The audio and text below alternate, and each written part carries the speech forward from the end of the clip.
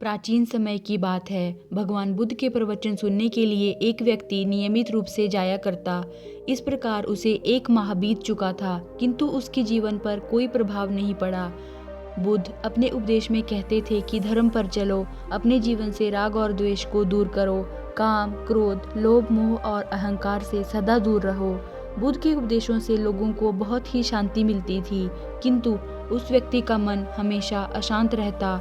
एक दिन उसने बुद्ध से जाकर कहा, हे प्रभु, 1 माह से मैं आपका उपदेश सुन रहा हूँ, किंतु उसका तनिक भी असर मेरे आचरण पर नहीं पड़ा। मैं बहुत परेशान हूँ, मुझे क्या करना चाहिए? उसकी बात सुनकर बुद्ध बोले, तुम कहाँ के रहने वाले हो? उसने कहा, श्रावस्ती का।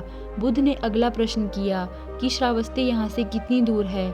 उसने अनुमान से बता दिया। बुद्ध ने पुनः जिज्ञासा प्रकट की कि कितना समय लगता है।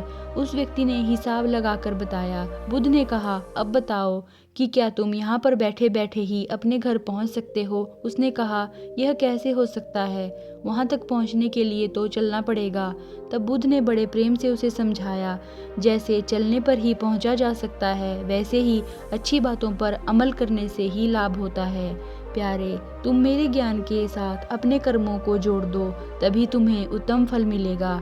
अब उस व्यक्ति को अपनी गलती समझ में आ गई। उसने अपने जीवन में सुधार किया, जिससे उसका जीवन सदाचारी बन गया। कहानी का सार यही है कि सिर्फ ज्ञान सुन लेने से हमारे अंदर परिवर्तन नहीं होगा।